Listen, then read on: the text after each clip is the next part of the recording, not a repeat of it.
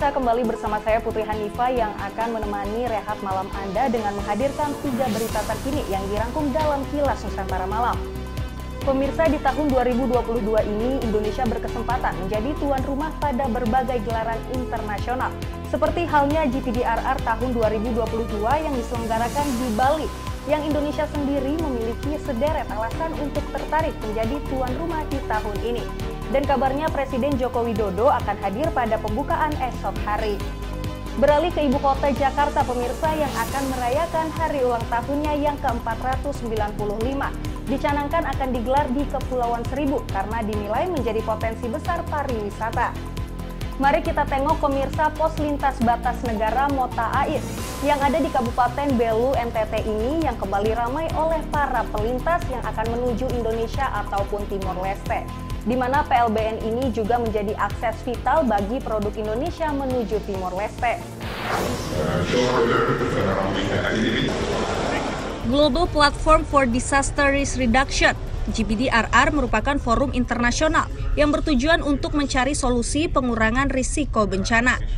Dan Indonesia saat ini ditunjuk sebagai tuan rumah yang menerima lebih dari 4.000 delegasi. Menurut Deputi Bidang Sistem dan Strategi Badan Penanggulangan Bencana Raditya Jati, dalam konferensi pers di Nusa Dua Bali pada Selasa 24 Mei, ada 3 alasan Indonesia tertarik menjadi tuan rumah penyelenggaraan GPDRR ke-7. Pertama, yakni komitmen mengubah risiko menjadi ketangguhan. Kedua, mempelajari penanggulangan risiko bencana dari negara lain. Dan ketiga, yakni meningkatkan kerjasama multilateral. Presiden Republik Indonesia Joko Widodo bersama dengan pejabat domestik dan pejabat internasional lainnya diagendakan hadir dalam pembukaan GPDRR ke-7 pada Rabu 25 Mei. Beberapa pejabat internasional antara lain adalah Wakil Sekretaris Jenderal PBB Mr. Amina Mohamad, Utusan Khusus PBB Pengurangan Risiko Bencana Ismani Misturi, Presiden Jenderal Assembly juga hadir kali ini, dan Wakil Presiden Zambia Mutale Nalumangku, dan juga beberapa menteri dari berbagai negara yang tercatat lebih dari 30 menteri dari luar negeri hadir saat ini.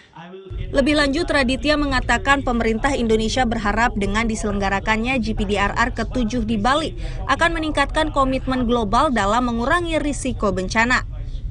Dari Nusa Dua Bali, Musdafar Helmut Timoti, Kantor Berita Antara mewartakan. Pulau Bidadari yang ada di Kabupaten Kepulauan Seribu menjadi pilihan Gubernur DKI Jakarta Anies Baswedan mencanangkan perayaan Hari Ulang Tahun ke-495 Jakarta pada 24 Mei.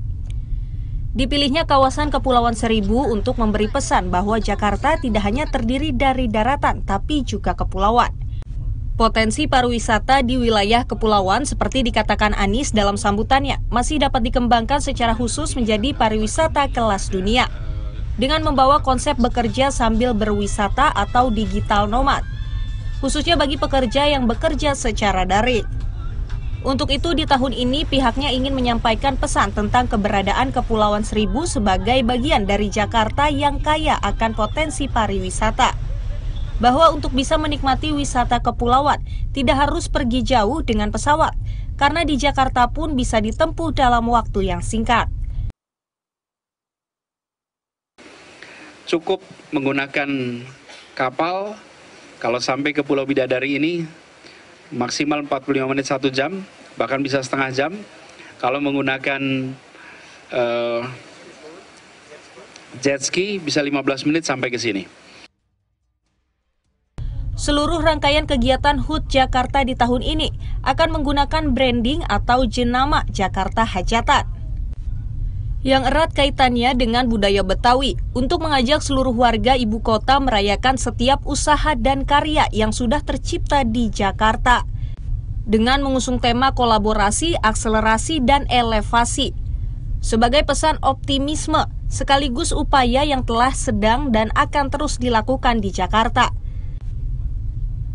Rangkaian HUT ke-495 Jakarta akan digelar selama sebulan dengan puncaknya pada 25 Juni malam, yang sekaligus menjadi peresmian Jakarta International Stadium.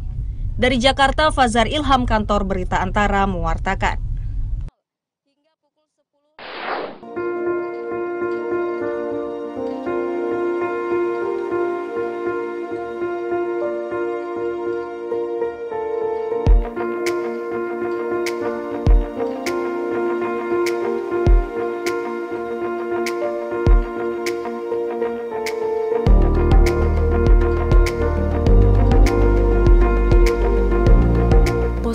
batas negara Mota Ain, yang terletak di Nusa Tenggara Timur, menjadi salah satu PLBN teramai yang melayani perlintasan antara Indonesia dan Timur Leste.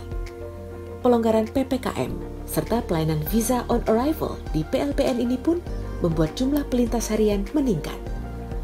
Menurut data imigrasi Atambua, setiap harinya rata-rata WNI yang melintas ke Timor Leste sekitar 60 hingga 100 orang per harinya. Sementara warga negara Timor Leste yang menuju Indonesia perharinya tercatat 30 hingga 50 orang. Angka ini melonjak berkali-kali lipat jika dibanding saat awal pandemi yang hanya berkisar 1 hingga 2 pelintas.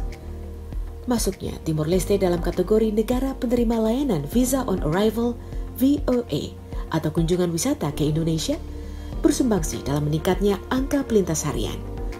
Warga Timor Leste dikenakan biaya sekitar Rp500.000 untuk masuk ke wilayah NKRI.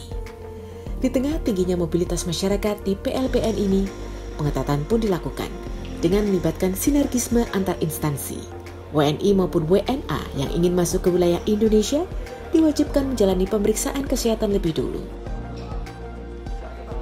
Di sini teman-teman dari karantina, teman-teman kesehatan, mereka memeriksa terlebih dahulu. Setelah mendapatkan lulus atau mendapat rekomendasi sudah baik, baru bertemu dengan imigrasi. Selanjutnya baru ketemu dengan Bea Cukai, bahkan dan sampai TNI Polri juga. Nah, dengan adanya peningkatan penguatan sinergitas antar instansi, ya kami berharap kami dapat menjaga kedaulatan negara Indonesia di perbatasan, khususnya antara Indonesia dan Timor Leste di Atambua ini. Tanpa terkecuali, pelintas diwajibkan menunjukkan bukti vaksinasi COVID-19 minimal dosis kedua. Jika tidak mampu menunjukkan bukti vaksin, mereka harus kembali ke wilayah Timor Leste.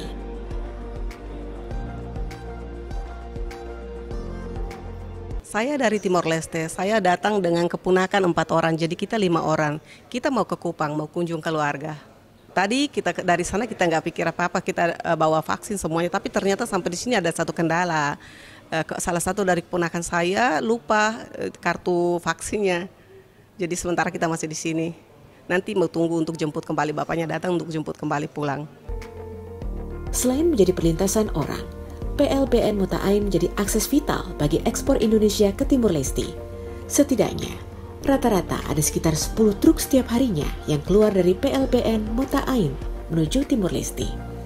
Kebutuhan rumah tangga seperti furnitur menjadi salah satu komoditas unggulan yang diekspor ke negara yang lebih dari 2 dekade lalu itu masih jadi bagian dari Indonesia. Saat truk tiba di PLBN Mota Ain, maka petugas Bea Cukai akan memastikan kelengkapan dokumen serta melakukan pemeriksaan singkat. Jadi misalnya untuk pemeriksaan, itu kita hanya melakukan pemeriksaan terhadap barang impor. Itu pun tidak di sini. Kenapa? Karena barang impor itu mereka sudah mengajukan ke kita izin timbun, izin bongkar, sehingga pemeriksaannya nanti. Sehingga di sini semua lancar. Kalau ekspor, ketika mereka masuk, memang ekspor tidak dilakukan pemeriksaan. Di sini, fisik barangnya. Tetapi kita punya mekanisme memastikan bahwa barang-barang itu benar, itu melalui pengawasan, misalnya dengan surveillance, untuk memastikan bahwa barang-barang yang melewati PLBN itu semua sudah dalam pengawasan kita.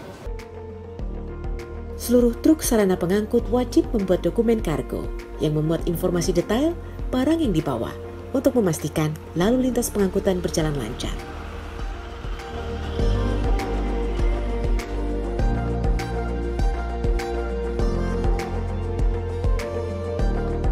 Dari Belu, Nusa Tenggara Timur, Rina Anggraini, Subur Atmamiharja, Kantor Berita Antara, mewartakan.